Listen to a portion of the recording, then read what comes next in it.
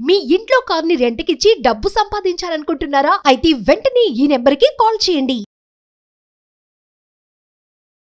నమస్తే, welcome back to Suman TV. నేను మీ సంజయ్. ఈరోజు మనతో పాటు ఉన్నారు ఎమోషనల్ వెల్నెస్ కోచ్ మరియు మోటివేషనల్ స్పీకర్ అరిత అక్కల గారు. మ్యామ్తో మాట్లాడి కొన్ని విషయాలు తెలుసుకుందాం. నమస్తే మ్యామ్. నమస్తే సంజయ్. మ్యామ్, పెళ్ళిళ్ళు ఇప్పుడు జరిగే పెళ్ళిళ్ళు ఎక్కడన్నా చూసుకుంటే తల్లి అంటే అటుపక్క అమ్మాయి తల్లిదండ్రి, అబ్బాయి తల్లిదండ్రి మాట్లాడుకుంటుంటారు. అంటే వీళ్ళిద్దరికీ నచ్చారని అన్న అంటే పెళ్లి చూపులు జరిగే సమయంలో అబ్బాయికి అమ్మాయికి నచ్చాక తర్వాత తల్లిదండ్రులు ప్రొసీడ్ అవుతారు. కట్నం ఎంత ఇచ్చుకోవాలి, పెట్టుబడులు ఎంత పెట్టాలి, ఆడపడిచికి ఎంత ఇవ్వాలి, పెళ్ళి అయ్యాక మా అమ్మాయి ఏం చేస్తుంది, వంటండి ఇంట్లో ఉంటుందా, లేకపోతే తను కూడా జాబ్ చేస్తుందా, లేకపోతే మా అబ్బాయి ఏం చేస్తున్నాడు, వాళ్ళు మాట్లాడుకున్న విషయాలు వీళ్ళకి తెలియదు. వీళ్ళు ఓకే అన్నాక వాళ్ళ మాటలు ఓకే అయ్యాక పెళ్లి రెడీ అంటారు, పెళ్లి చేసేసుకుంటారు, అయిపోతుంటుంది. వాళ్ళు ఏం మాట్లాడుకున్నారో వీళ్ళకి తెలియదు. కానీ కొన్ని రోజుల తర్వాత క్లాషెస్ వస్తూ ఉంటాయి వాళ్ళ మధ్య. అంటే పెద్దలు అంటుంటారు, ఆ పెద్దల మాటలనే పిల్లలకి నూరిపోస్తుంటారు. మీ అత్త మామ 10 లక్షలు కట్నం ఇస్తా అన్నారా, 5 ఇచ్చారు, 5 ఇవ్వలేదంటారు. ఇది ఎట్టుకెళ్ళి భార్య మీద అంటాడు. భార్య దగ్గర ఏమో పెళ్ళి అయ్యాక నీకు వడ్డానం చేస్తున్నారు మీ మాలుడు, అసలు ఏది చేయించలేదు, అడుగు మీ ఆయన అంటారు. తన అక్కడి నుంచి తిని మీద కొడుకు. అసలు ఏం జరుగుతుంది మేము అసలు అంటే అసలు పెళ్లి చేసుకునే ముందు ఈ ఆడమగ కూడా తెలుసుకోవాలంటారు. ఈ విషయాలు తెలుసుకుని ఒక అండర్స్టాండింగ్ తో నువ్వు ఇది ఇస్తేనే ఇది ఇస్తేనే ఇదని దిగాలంటారా వీళ్ళు? పెళ్లి బిజినెస్ సంజయ్, అలాగే పెళ్లి చేసుకుంటురా, బిజినెస్ కి దిగుతురా అంటే ఫ్యూచర్ లో నాకు తెలిసిన మాట అగ్రిమెంట్ కూడా చేసుకుంటుంటారు. ఆల్రెడీ నేను 10 లక్షలు పెట్టి వడ్డానం చేపిస్తాను నీకు అంటే ఏ విధంగా అంటే ప్రాక్టికల్ గా నవ్వుతున్నాం ఎడవలేక ఇద్దరమా. అలా జరిగిపోయినాయి రిలేషన్షిప్స్. ఎట్లా ఏ స్టేజ్కి పోయినాయి అంటే ప్రూఫ్స్, మీరు ఇంత ఇచ్చారని ప్రూఫ్లు రాసుకునే స్టేజ్కి పోయినారు. అరే మనం అసలు పెళ్ళిళ్ళు ఎందుకు చేసుకోవాలి చెప్పు సంజయ్. అసలు అక్కడికి వెళ్దాం ఒక్కసారి. Define marriage. అసలు మ్యారేజ్ దేనికి చేసుకోవాలి? మనతో పాటు సంతోషంగా హాయిగా జీవితం వెళ్ళబుచ్చడానికి ఒక తోడు అవసరం. మనిషికి మనిషి తోడు లేకపోతే పిచ్చికిపోతాం, రైట్? లోన్లీ లైఫ్ కాదు కాబట్టి ఒక మనిషిని మన లైఫ్ లోకి తెచ్చుకుంటాం. అసలు మా అబ్బాయి ₹1,00,00,000 కట్నం ఇస్తారు, మీరు మాట్లాడుతూ వెళ్తే 4 చేసుకోవాలి. ₹1,00,00,000 ఎందుకు అడుగుతున్నారు తెలుసా? కట్నము వాళ్ళు చదివించడానికి ₹1,00,00,000 పెడుతున్నారు. మా వాడిని నేను డాక్టర్ చేస్తున్నాను, వాడు రేపు పొద్దున ₹1,00,00,000 ఈజీగా ఒక 2-3 సంవత్సరాల్లో సంపాదిస్తాడు అన్న కాన్ఫిడెన్స్ అయిపోయింది. అక్కడ కాన్ఫిడెన్స్ పక్కన పెడతాను. డాక్టర్ అనగానే నాకు 2 కోట్లు ఇచ్చే కోడలు వస్తుందయ్యా. వాడు చదువుకుని ఎంత సంపాదిస్తాడో పక్కన పెడితే మా వాడు ఎంత చదువుకున్నాడు, మా వాడికి ₹1,00,00,000 కట్నం ఇస్తారు, జాబ్ వస్తుంది. ఇన్వెస్ట్మెంట్ అనుకుంటున్నారు పిల్లల్ని పెంచేటప్పుడు. Please, nonsense ఇదంతానే.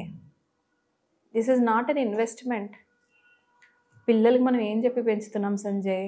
అసలు అదే భయం వేస్తుంది. ఒరే, మ్యారేజ్ అంటే ఎంజాయ్ చేయడానికి ఉంటుందిరా, బిజినెస్ కాదు, రైట్? సరే, ఒక 2-3 కోట్లు వస్తే మనిషి సంతోషంగా ఉంటాడంటే అవి మళ్ళీ మేనేజ్ చేసుకోలేక అక్కడ తలకే నొప్పులు అక్కడే ఉంటాయి. నేను ఫ్రాంక్గా చెప్తున్నాను. నెక్స్ట్ ఈ పెట్టిపోతల గురించి మాట్లాడదాం. అసలు ఫస్ట్ నిజంగా నేను ఎప్పుడు మాట్లాడలా. నేను ఇందాక అడిగావు కదా, చిన్నవాళ్ళకేమో తెలీదు, పెద్దవాళ్ళు వెనకాల మాట్లాడుకుంటారు నాకు అమ్మాయి నచ్చింది అనగానే. ఎందుకు తెలియట్లేదు నేను అడుగుతున్నా. ఈరోజు వ్యూవర్స్ ఎవరైనా ఉంటే అంత తెలివి లేకుండానే మీరు ఆఫీసులకు పోయి సంపాదించుకొని తెచ్చుకుంటున్నారా? ఆడపిల్లల్ని అంటున్నాను, అబ్బాయిల్ని అంటున్నారు. అంటే మేము కావాలనే సైలెంట్ గా ఉంటారు సంజయ్. ఇక్కడ నాన్ సెన్స్ సైలెన్స్, అది యూజ్లెస్ సైలెన్స్. అంటే ఇద్దరు తెలుసుకోండి, మీ మార్కెట్ లో మీకు ఎంత డిమాండ్ ఉందో, మీ పేరెంట్స్ మీకు ఎంత డిమాండ్ చేస్తున్నారో కూడా తెలుసుకొని, ఆడపిల్లని ఎంత అమ్ముకుంటున్నారో కూడా తెలుసుకోండి. మీకు కూడా మీ వర్త్ తెలుస్తుంది. మీ ఇంట్లో మీ తల్లిదండ్రులు ఏమనుకొని పెంచారో. దెన్ టేక్ దిస్ చార్జ్ కదా. అమ్మ కట్నం వద్దు అని చెప్పే నాదుడు ఎవడున్నాడు? పెళ్ళైనాక మొదలు పెడతారు.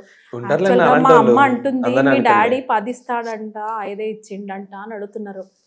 నీ సెల్ఫ్ వర్త్ లేదా? నీ కాన్ఫిడెన్స్ లేదా?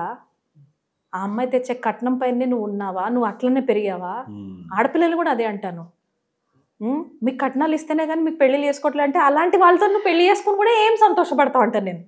రేపు పొద్దున ఏం చేసుకుంటావు? అలాంటి వాడు రేపు పొద్దున ఇంకో ఫంక్షన్ వస్తే మళ్ళీ నీ ఫోన్ చేసి మీ నాన్న నాకు ఇంత పెడతాడా అని అడుగుంటాడు. నా దగ్గర తెలిసిన ఒక కపుల్ అయితే ఎంత దారుణం అంటే, చెప్తే ఒక బాధ, చెప్పకుంటే ఒక బాధ. పెట్టిపోతలు, పెళ్ళిళ్ళు అయిపోయినాయి, రిసెప్షన్లు అయిపోయినాయి, అన్నీ అయిపోయినాయి, మనోడు పుట్టాడు, సంతోషంగా ఎంజాయ్ చేసిన టైంలో కూడా వాళ్ళు ఏం పెడుతున్నారో నువ్వు కనుక్కోరా. వీళ్ళేమో ఏం చెప్తే ఏం లొల్లు వస్తుందో అని ఆడపిల్లలు సైలెంట్గా ఉన్నారు. అది అటు తిరిగి ఇటు తిరిగి వీళ్ళు గోల్డ్ చైనే కొన్నారు, వాళ్ళు గోల్డ్ చైనే కొనేసారయ్యా. మధ్యలో ఆడపిల్ల ఎంత సచ్చింది తెలుసా? ఆ అబ్బాయి పడ్డాడు, కానీ ఆ అబ్బాయి ఫ్రస్ట్రేషన్ తీయడానికి ఈ అమ్మాయికి వేసేసాడు. ఈ అమ్మాయి ఫ్రస్ట్రేషన్ ఇంకెక్కడ తీర్చుకోవాలి సంజయ్? మీ అమ్మ వాళ్ళకి అంత పొగరా, మాకు చెప్పరా? మరి మీరు కూడా చెప్పలేదు కదా. నువ్వు అదంటే ఇది కూడా, ఈ పెట్టిపోతలు ఉంటాయి చూసావా, ఇవి ఇండియన్ మార్కెట్లోనే నడుస్తాయి. మార్కెట్ అంటుంది ఎందుకంటే దిస్ ఈజ్ అ బిజినెస్ అని అయిపోయింది. పెళ్ళి అంటే బిజినెస్ అయిపోయింది జనాలకి. నా బాబా సంతోషంగా ఒక కోడలు ఇంటికి వస్తుంది, తెచ్చుకుంటే సంతోషం. వాళ్ళ అమ్మ నాన్నలు గిఫ్ట్గా ఇస్తే తెచ్చుకొనివ్వండి, లేదా ఎంజాయ్ దట్. అమ్మాయిని ఎలా ఉన్నదో అలానే తెచ్చుకొని ఎంజాయ్ చేయండి. ఇక్కడ అంతే. ఇక్కడ చూసుకుంటే మ్యామ్ పెళ్ళి అయ్యాక వీళ్ళు అన్యోన్యత బాగుంటుంది, మంచిగా కలిసి ఉంటున్నారు. కానీ ఫైనల్గా ఒక 5 సంవత్సరాలు 3 సంవత్సరాలు అయ్యాక మీ వాళ్ళు ఎంత ఇస్తానో ఇవ్వలేదు. పెళ్లిలో మా అమ్మ చెప్పింది, నువ్వు ఇంత వడ్డానం పెడతాను అంట, ఇంత బంగారం పెడతాను అంట, పెళ్లి అయ్యాక మా వాడికి చేయించుకుంటున్నావు అంట, కట్నబుల్ ఇట్లాంటి వాళ్ళ కాంటాక్ట్స్ కట్ చేసి పక్కన పెట్టండి. కొన్ని రోజుల పాటు వైఫ్ అండ్ హస్బెండ్స్ పెళ్లిళ్ళు అయిన తర్వాత అంటే మేము ముందు ఇన్ని విషయాలన్నీ మాట్లాడుకుని పెళ్లి అయ్యాక జరగలేదని గొడవపడి కన్నా ముందు అసలు ఎలాంటి జాగ్రత్తలు తీసుకోవాలంటారు? ముందే వీళ్ళు అసలు ఏ అండర్స్టాండింగ్ తో పెళ్లి చేసుకోవాలంటారు? మాట్లాడుకోండి సంజయ్. ఫ్రాంక్ గా ఇంత ఏళ్ళు వచ్చినాకనే పెళ్లిళ్ళు చేసుకుంటున్నారు కదా. ఇప్పుడు ఎవరు 25 ఏళ్ళు చిన్నగా చేసుకోవట్లేదు. సెటిల్ అవ్వాలి, నేను నా కాళ్ళ మీద నేనే నిలబడాలి. ఒక అమ్మాయి తన పెళ్లి తానే చేసుకుంది, తన కట్నం తానే సంపాదించుకొని పెళ్లి ఖర్చులు సైతం చేసుకొని పెళ్లి చేసుకుంటుంది. అప్పటిదాకా వెయిట్ చేస్తున్నారు ఆడపిల్లలు. చాలా చూస్తాం. ఎందుకంటే ఇచ్చుకోవాల్సి వస్తుంది, అది సిస్టమ్ లో వెళ్ళిపోయింది కట్నం అన్నది. ఇప్పుడు మనం ఒక్కరిద్దరు వాయిస్ రేస్ చేసినంత మాత్రాన అదేం వెనక్కి తీసుకెళ్ళలేం. అది part of the Indian system అయిపోయింది. కానీ అట్లీస్ట్ అబ్బాయి మరీ అమ్మ చూసుకుంటుందిలే అని వదిలేకుండా కాస్త మీరే నెగోషియేట్ చేసుకోండి ఇంట్లో. అమ్మ నాకు అమ్మాయి నచ్చింది, నాకు కొంచెం తక్కువ మాట్లాడు, లేదా అమ్మ మనీ అవసరం లేదులే నేను చూసుకుంటాను, కొంచెం బ్రాడ్ మైండెడ్గా అవ్వండి బాబా. లేకపోతే ఏమవుతుందో చెప్తాను. ముందుకెళ్ళిన తర్వాత you will have to go with that psychology only. నువ్వు అదే సంస్కారంతో ముందుకెళ్తావు, నీ తల్లి కూడా అదే సంస్కారంతో ముందుకెళ్తుంది. ఒకవేళ మీ తల్లి తనకేం లేదు, ఓకేనా, మీ అమ్మ చాలా మంచిదే, మీ అమ్మగారికి ఏమి ఇష్టం లేదు, ఈ చుట్టుపక్కల ఉన్న వాళ్ళ ఆడవడుచులో వాళ్ళ తోటి కోడళ్ళు లేకపోతే వాళ్ళ చుట్టాల్లో ఉంటారు కదా ఆ తల్లికి, వాళ్ళు ఎక్కిస్తారు సంజయ్. అడుగు ఏమవుతుంది, ఇస్తే ఇచ్చినారు, ఉంటే వేసుకుంటాడు ఎఫ్డీల్లో, మళ్ళీ వాళ్ళకే కదా ఉపయోగపడేది, నువ్వు అసలు అడగకుండా నీకేమైనా పిచ్చా, వీళ్ళు వేస్తారు సంజయ్.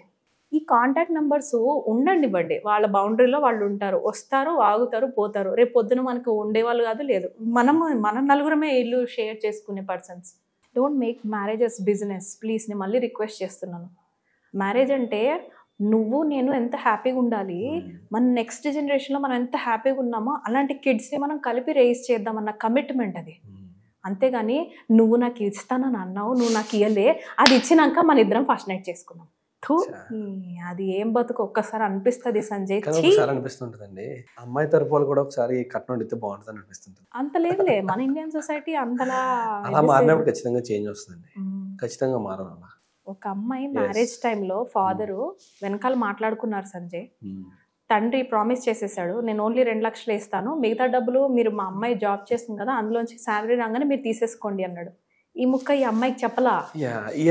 పెళ్ళైన ఒక నెలకి ఈ అమ్మాయికి తెలిసిపోయింది, చీ ఫ్రాడ్ పీపుల్, మా నాన్ననే ఫ్రాడ్, వాళ్ళు ఫ్రాడే, వాళ్ళు పైసలు మనుషులే, బయటకు వచ్చింది సంజయ్ మ్యారేజ్ లోంచి. అమ్మాయి కష్టపడ్డ డబ్బు మీద తల్లిదండ్రులకు మాత్రం ఎంతవరకు హక్కు ఉంటుందండి, నాకు అర్థం కాని విషయం.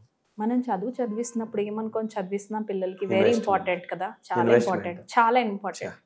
నేను మా బాబుని అంటే ఇవన్నీ చూశాక నేను చెప్పాల్సి వస్తుంది, బాబు ఫ్రీ సీట్ వస్తే మంచిగా జాయిన్ చేస్తా, లేకపోతే జాబ్ చేసుకుందు కానీ.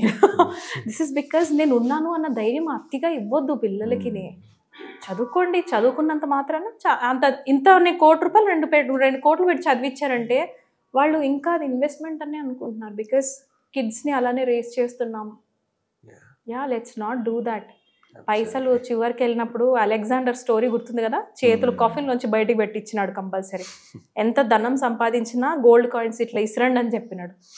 గోల్డ్ డబ్బులు మనతో పాటు రావు, మనుషుల మెమరీస్ వస్తున్నాయి మనతో పాటు. మన ప్రేమనిస్తే ప్రేమతోని మంచి లైఫ్ తీసుకుంటాం. లేనప్పుడే తెలుస్తుంటది, ఉన్నప్పుడేమో డబ్బు పరిగెడుతూ ఉంటాం. పరిగెట్టద్దు, డబ్బు ఇంపార్టెంటే, బట్ అదే ఇంపార్టెంట్ కాదు. Love is more important.